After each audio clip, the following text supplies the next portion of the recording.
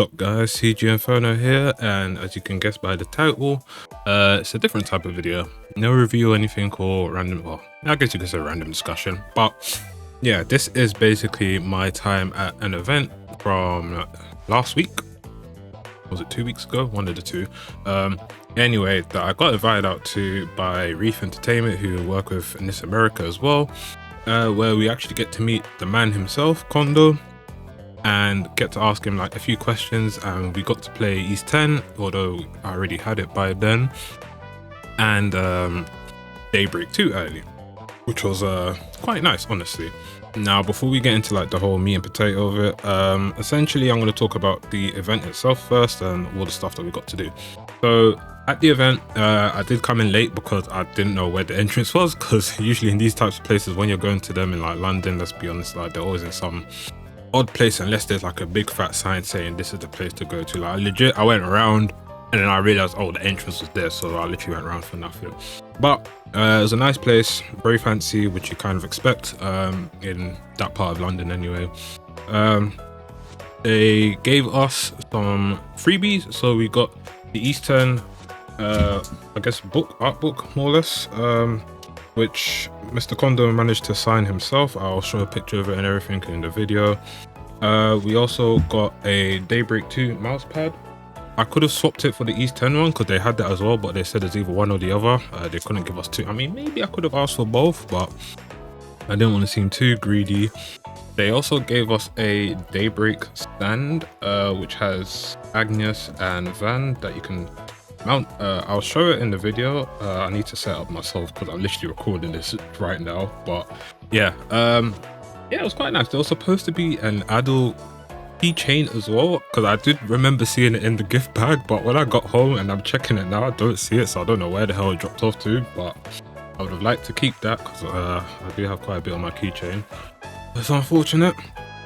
Yeah, gave us some nice goodies. In terms of like food and stuff, that was really nice of them, because in some events, I'll be honest, the food in order is not the best.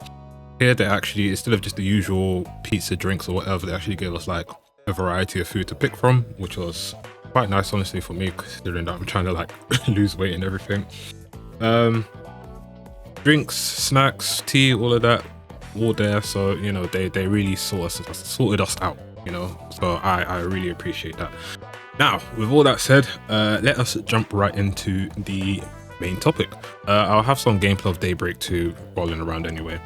So for the event itself, or what we got to do, essentially it rolled down as this. So Kondo came in, well, they sat us all down before, we had our tea and all that beforehand, and then he come in, he was there with the This America representative and some other people that work at Reef as well. Basically an introduction into who he is, what he does and all of that stuff, which, I mean, to be honest, I mean, if you play these games, you kind of know who he is already and everything. And then they just basically discuss what we're allowed to do, what we can't ask and everything. So yeah, unfortunately I could not ask about Kai. I really wanted to, but like the This America guy was like, nah bro, I can't allow you, but you know, he might be here again next time sooner or later. I was like, oh okay, maybe they're cooking up something quickly, you know. But yeah, essentially we were allowed to ask about E-series in general and the Kiseki series in general as well. Obviously it can be specific to different series or whatever, but yeah, you could just ask it as a whole. We just couldn't ask stuff that were not out and everything. So yeah, people, though, they started off with the E-series, which is what I kind of expected them to do, because Kiseki is probably like their main bread and butter at this point. They just showed us East 10 and everything, you know, when it's releasing and all of that, what to expect from it and all that as well. I'm not going to go too much into it because everyone kind of knows what East is about at this point in time. The questions asked were basically like, you know, what's his favorite East? How do you go about making new titles each year or so? He obviously said his favorite one was East 1 and 2, which essentially said he played back in his teenage days, or his younger days, I should say, really. Which is quite an insight to say how old he is at this point. people are also asking about which one they should play, which one they would recommend, would it be okay to jump into East 10 straight away. So he answered all those questions pretty well. Obviously he had to translate and everything as well. And then, yeah, not many people really asked too much about East. I didn't really ask about East because I already know what it is and everything. Everyone was more or less there for, I wouldn't say everyone, but me personally, I was there for like Daybreak, innit?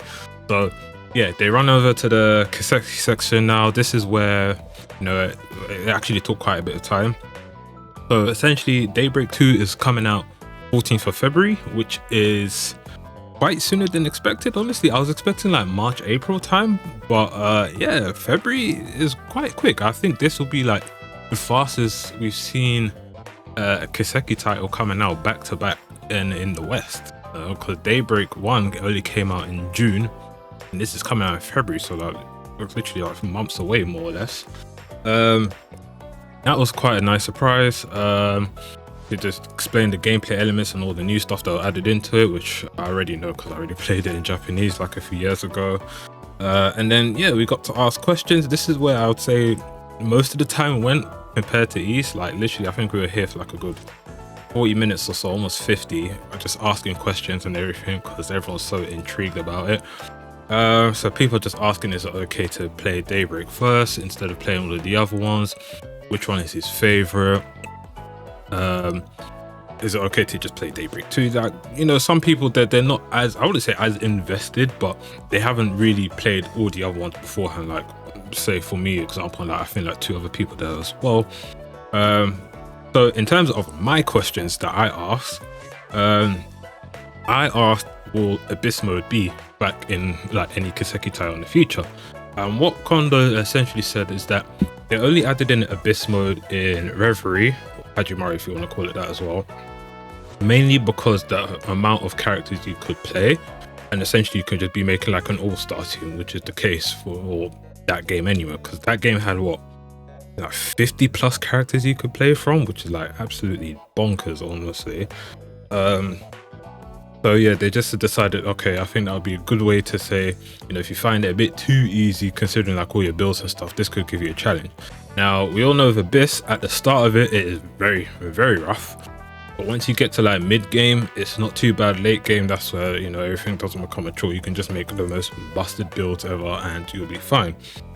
Now, the second question that I got to ask was essentially, how do they make like the games consistent, right, in terms of like story writing? And I asked this mainly because of all the stuff that happened in Kai, and like all the, I wouldn't even say foreshadowing, but like how everything's just come back to like full circle more or less.